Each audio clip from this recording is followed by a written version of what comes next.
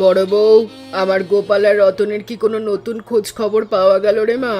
আমার বুকটা ফেটে যাচ্ছে। না মা, এখনো ওনাদের কোনো খবর আসেনি। আমরা তো কয়েকবার শহরে লোকও পাঠালাম, কিন্তু কেউ কোনো খোঁজ আনতে পারলো না। হ্যাঁ মা, তুমি নিজের মনকে এভাবে দুর্বল করো না। ওনারা যেখানেই থাকুন না কেন ঠিক ঘরে ফিরবেন। আমার ছেলে দুটো কাজের সন্ধানে সেই দূর শহরে গিয়ে কোন বিপদে আটকে আছে। আমি কিভাবে এখন এই সংসার চালাবো? আপনি ওসব কথা ভেবে নিজের শরীরটা অসুস্থ করবেন না। যতদিন ওনারা না ফিরে আসছেন ততদিন আমরা তো আছি। হ্যাঁ মা, আমরা দুজনে থাকতে আপনার এই ঘরের কোনো জিনিসের কমতি হতে দেব না। আপনি শান্ত হয়ে একটু বিশ্রাম নিন তো। তোরা দুই বউ মিলে আমাকে আগলে রেখেছিস। ঈশ্বর তোদের মঙ্গল করুন। আমার ছেলেদের ঘরে ফিরিয়ে দিন। আপনি এখন চোখ বুজে ঘুমিয়ে থাকুন মা। আমি আর সরলা রান্নাঘরের কাজগুলো গুছিয়ে নিচ্ছি, কিছু লাগলে ডাকবেন।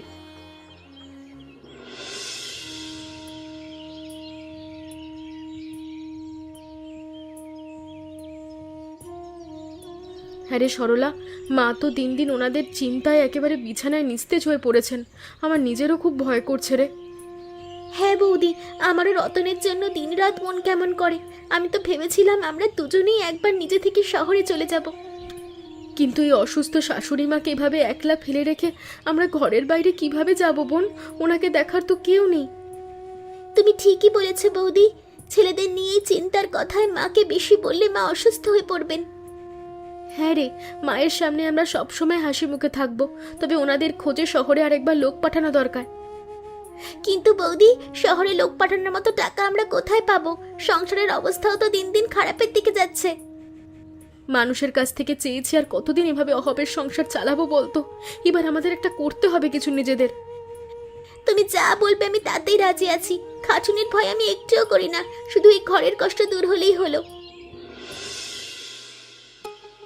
সরলা, এই লাল শাক আর কচি বেগুনগুলোর গোড়ায় একটুখানি ভালো করে জল দে তো বোন।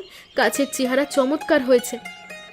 হ্যাঁ বৌদি, আমাদের এই সবজি বাগানের গাছগুলো সুন্দরভাবে বেড়ে উঠেছে। এবার বাজারে নিলে ভালো দাম পাওয়া যাবে। আমাদের এই সবজি বিক্রির টাকা দিয়েই এখন ঘরের চাল কিনতে হবে, আর ওনাদের খোঁজে নতুন শহরে লোক পাঠানো যাবে। তুমি ঠিক বলেছো বৌদি, চলো আর দেরি না করে এই কচি সবজিগুলো ডালিতে গুছিয়ে রাস্তায় বের হই। ওগো ওগো, তোমরা এই ডালির কচি বেগুন আর টাটকা লাল শাকগুলো কি বাজারে বিক্রির জন্য নিয়ে চলেছো নাকি? হ্যাঁ ভাই, এগুলো আমাদের নিজেদের বাগানের সবজি, একদম টাটকা, কোনো পোকা নেই। আপনি চাইলে নিতে পারেন। সবজিগুলো দেখতে তো খাসা লাগছে, তা পুরো ডালির সবজি একেবারে নিলে কত টাকায় দাম রাখবে একটু কমিয়ে বলো। আপনি একদম 10টা টাকা দিন ভাই। এই বাজারে এত সুন্দর কচি সবজি আপনি আর কোথাও খুঁজে পাবেন না।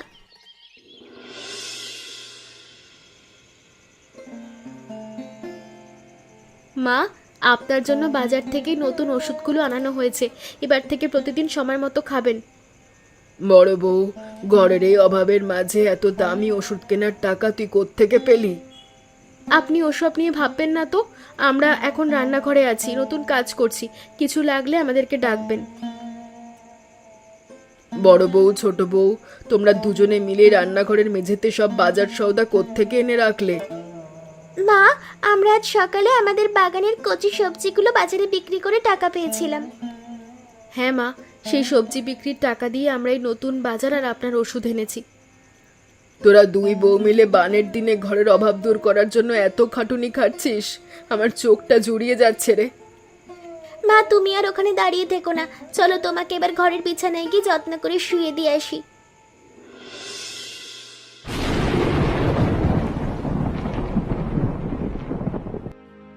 নমস্কার বৌদি, আমি শহর থেকে গ্রামে একটা বিশেষ কাজে এসেছিলাম, কিন্তু এখন পথ ভুলে মুশকিলে পড়েছি।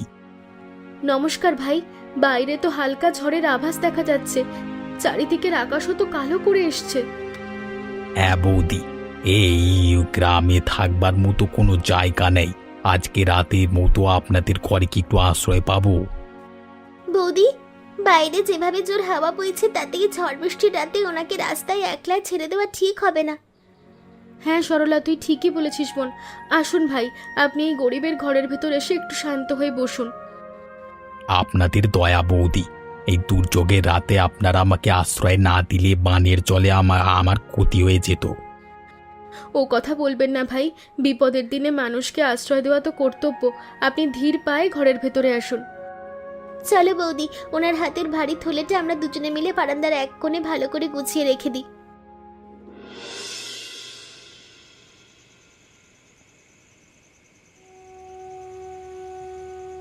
বাবা বিক্রম, তুমি তো শহরের মানুষ, আমার ভেতরের দুঃখের কথা তোমাকে একটু খুলে বলি। বলুন কাকিমা, আপনার কিসের এত কষ্ট? আমাকে নিজের ছেলের মতো ভেবে আপনার সব মনের কথা পরিষ্কার করে বলুন। আমার দুই ছেলে গোপাল আর রতন কাজের সন্ধানে সেই দূর শহরে গিয়ে আর ঘরে ফিরল না। ওনারা শহরে যাওয়ার পর কি আপনাদের কাছে কোনো চিঠি বা নতুন কোনো খবর পাঠাননি কাকিমা? না বাবা, আমরা ওনাদের খোঁজে কয়েকবার শহরে লোক পাঠালাম, তবু কেউ ওনাদের খোঁজ আনতে পারল না। কাকিমা, আপনি আর এক ফোঁটাও চিন্তা করবেন না। এবার আমি নিজেই শহরে ফিরে গিয়ে ওনাদের সব জায়গায় খোঁজ করব। তুমি আমার ছেলেদের খোঁজ করবে বাবা? যতদিন তুমি গ্রামে আছো ততদিন আমাদের বাড়িতেই থাকবে। আপনাদের এই সুন্দর আপ্যায়নে আমি খুশি হয়েছি কাকিমা। আমি আপনাদের এই আপন ঘরে থাকতেই রাজি আছি। মা, বিক্রম ভাই তো আমাদের ঘরের এক শুভাকাঙ্ক্ষী হয়ে উঠলেন। ওনার জন্য আমি কাল সকালে ভালো রান্নার ব্যবস্থা করছি। হ্যাঁ বৌদি, বিক্রম ভাই আমাদের এত বড় উপকার করার কথা বললেন, ওনার জন্য আমাদের মন দিয়ে খাটতেই হবে।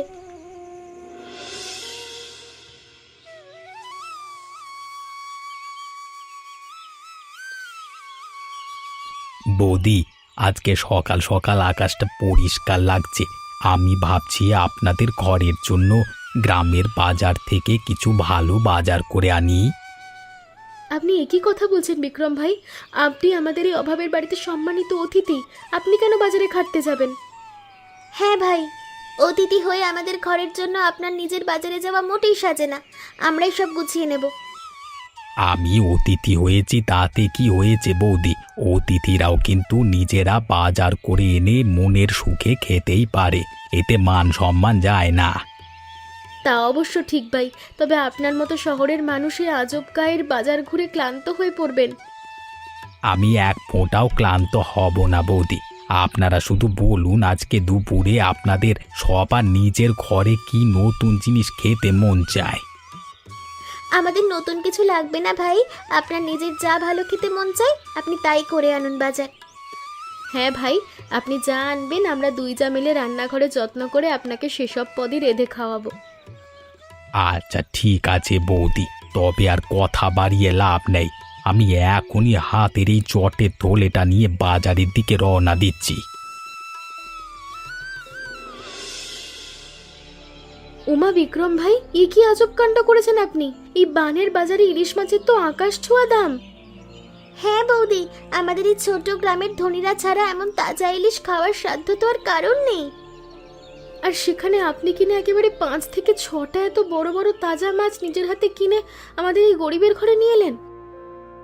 বৌদি, এই মেঘলা মরশুমে গ্রামের হাটে তাজা মাছ উঠেছিল, তাই লোভ সামলাতে না পেরে সব একেবারে কিনে আনলাম। এত মাছের পেছনে তো আপনার অনেকগুলো টাকা গেল ভাই, আমাদের কেমন লাগছে। ওসব টাকার কথা ভেবে আপনারা নিজের মনে আর চিন্তা করবেন না বৌদি। ব্যবসার মাছের বাজারগুলো সস্তায় পেয়েছি। কিন্তু এতগুলো বড় মাছ আমাদের এই ছোট পরিবারে দুবেলার আহারে তো শেষ করা কোনোভাবেই সম্ভব নয়। এই মাছ দিয়ে আজকে দুপুরে আমরা সবাই মিলে তৃপ্তি করে খাবো বৌদি। আর যা থেকে যাবে সেগুলো আপনারা পরে মনের সুখে খাবেন। বিক্রম ভাইয়ের মনটা সত্যিই বড় গো দিদি।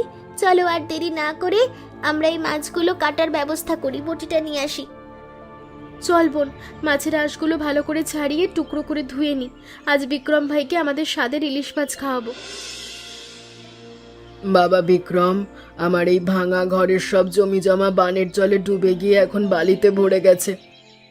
কাকিমা, আপনি নিজের মনকে এভাবে একদম দুর্বল করবেন না। দিন তো সব সময় এক ছকে সমানভাবে চলে না। আমার ছেলেরা ঘরে থাকলে আজ আমাদের এই উঠোনে কত বড় আনন্দের মেলা বসতো বাবা, আমার সব চলে গেল। ওপরওয়ালার উপর ভরসা রাখুন কাকিমা। ওনারা যেখানেই থাকুন আমি নিজের চোখে ওনাদের আবার এই ঘরে ফিরিয়ে আনবই, আপনি ভাববেন না। কাকিমা, শহর থেকে আমার এক কাজের জরুরি খবর এসেছে। আমাকে এখনকার মতো এখনই শহরের দিকে যেতে হবে। সে কি কথা বিক্রম, তুমি এই ভর দুপুরে না খেয়ে চলে যাবে? অন্য এক সময় আবার গেলে কি চলতো না? বড় তাড়া আছে কাকিমা, এক ফোঁটাও দেরি করা যাবে না। আমি ওনাদের খোঁজ পেয়ে আবার এই ঘরে ফিরে আসব।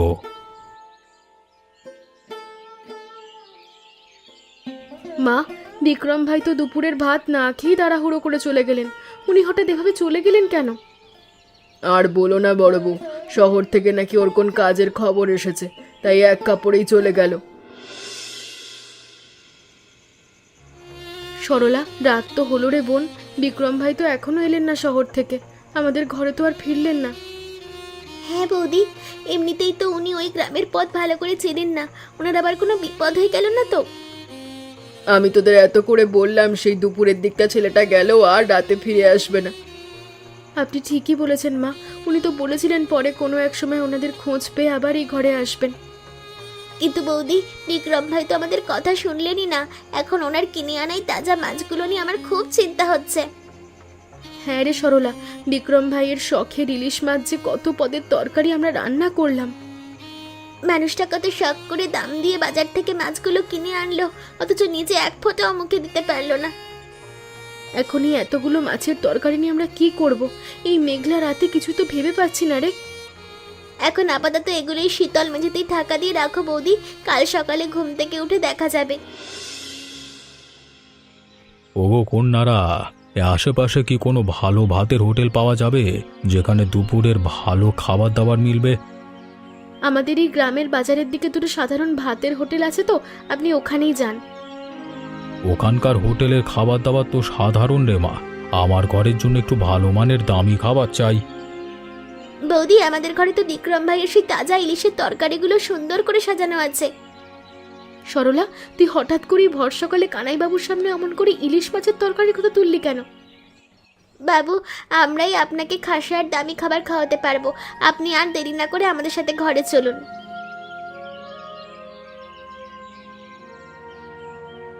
বাহ মা বাহ, তোদের হাতের এই ইলিশের ঝোলের স্বাদ তো একেবারে অমৃত রে মা। শহরেও এমন স্বাদ কোথাও পাওয়া যায় না। মা সাবিত্রী, তোদের এই খাসা রান্নার কোনো তুলনা হয় না রে।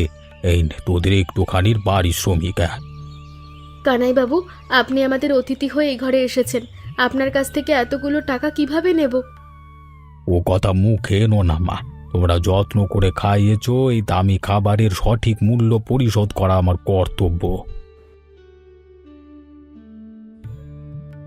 বৌদি, কানাইবাবু চলে যাওয়ার পর আমার মাথার ভেতর হঠাৎ করে সুন্দর একটা নতুন বুদ্ধির উপায় খুললো। কি বুদ্ধি সরলা? কানাইবাবুর দেওয়া এই টাকাগুলোর দিকে তাকিয়ে তুই আবার নতুন কি ব্যবসার কথা ভাবছিস? আমরা এই ইলিশ মাছের হরেক পদের তরকারি গ্রামের বাজারে গিয়ে বিক্রি করতে পারি তো। বাজারে তরকারি বিক্রি? কিন্তু সরলা, গ্রামের মানুষেরা কি আমাদের এই দামি ইলিশের পদ টাকা দিয়ে কিনে খাবে? সবাই তো আস্ত বড় ইলিশ কিনে খেতে পারে না বৌদি, অন্তত নিজেদের স্বাদ মেটানোর জন্য এক পিস হলেও খাবে। তুই একদম ঠিক বলেছিস বোন, চল তবে আর দেরি না করেই তরকারির ডালি নিয়ে বাজারের দিকে রওনা দিই। কি বৌদি, আপনারা দুজনে মিলে ভর দুপুরে বাজারে বসে অমন কি করে কি বিক্রি করছেন? উমা, বিক্রম ভাই আপনি? আমরা তো আপনার জন্য দিনরাত চিন্তা করছিলাম, আপনি হঠাৎ সেদিন কোথায় চলে গেলেন? হ্যাঁ বিক্রম ভাই, আপনি তো সেদিন দুপুরে ভাতটুকু মুখে দিলেন না। তা এখন সব কথা পরে হবে, আগে আমাদের মাছটা খান তো। বাহ বৌদি, আপনাদের হাতের এই ইলিশের পদের গন্ধ তো চারিদিকের বাজারে সুন্দরভাবে ছড়িয়ে পড়ছে। আপনাদের এই রান্নার স্বাদ যদি সত্যি খাসা বৌদি, এই নিন আপনাদের এই সুন্দর মাছের সঠিক দামটুকু নিজের কাছে রাখুন। আপনি একই করছেন বিক্রম ভাই? আপনি আমাদের ঘরের সম্মানিত অতিথি, আপনার কাছ থেকে আমরা এই ব্যবসার টাকা কিছুতেই নেব না।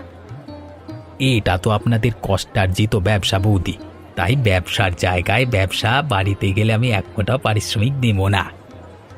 বিক্রম ভাই ভালো মনের মানুষ, ওনার কথাবার্তাগুলো তেমন ন্যাচারাল আর মিষ্টি শুনতে লাগে বৌদি।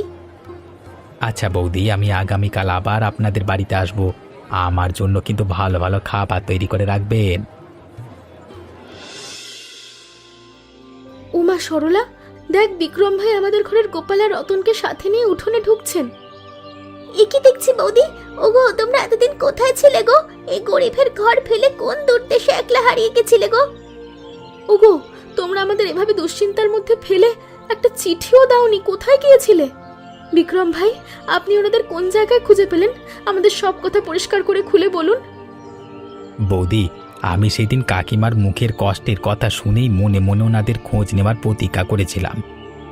সেই নিষ্ঠুর লোকগুলো আমাদের দিনরাত খাটাতো, অথচ কাজের শেষে এক ফোঁটা পারিশ্রমিক বা ঘরের টাকা দিত না গো। শহরের বড় মানুষের সাথে আমার ভালো যোগাযোগ আছে বৌদি, তাই ওনাদের ওখান থেকে সহজে ছাড়িয়ে আনতে পারলাম। বাবা বিক্রম, তুমি আজ আমার ঘরের দুই ছেলেকে নিজের বুকে আগলে ফিরিয়ে এনে যে উপকার করলে, তার কোনো তুলনা নেই। কাকিমা, আপনি আর ও কথা মুখে এনে আমাকে লজ্জা দেবেন না। আপনাদের এই আপন ঘরে এসে আমিও তো একটা পরিবার পেলাম। আমার এই দুই লক্ষ্মী বউ যদি এই বানের দিনে মন শক্ত করে না খাটতো, তবে এতদিনের এই সংসার বানের জলে ভেসে যেত। হ্যাঁ মা, সাবিত্রী আর সরলা মিলে এই অভাবের দিনে যে নতুন ইলিশের খাবারের ব্যবসা শুরু করেছে, তা শুনে আমার বুক গর্বে ভরে উঠেছে। বৌদিদের এই খাসা রান্নার ব্যবসার পরিকল্পনা চমৎকার। আমি নিজের খুশি মনে আজকে আপনাদের কিছু নতুন পুঁজি দিয়ে যাচ্ছি। আপনি আমাদের জন্য এত বড় কাজ করলেন বিক্রম ভাই, আবার নতুন করে ব্যবসার জন্য এতগুলো টাকা কেন দিতে চাচ্ছেন? আপনারা এই টাকা দিয়ে নদী থেকে একেবারে অনেক তাজা ইলিশ কিনে বৌদিদের এই ব্যবসাকে আরো আরো সুন্দর করে তুলুন না। বাবা বিক্রমের কথা খাঁটি রে গোপাল, এবার তোরা দুই ভাই মিলে ঘরের বউদের এই সুন্দর কাজে ভালো করে হাত লাগা। উপরওয়ালার কৃপায় আজ আমাদের এই সংসারে কত বড় খুশির আলো আর হারানোর সুখ আবার ফিরে এলো। দেখ রে সরলা। হ্যাঁ বৌদি, আমাদের এই একতা সততার বন্ধন চিরকাল আমাদের এই আপন পরিবারে অটুট থাকুক।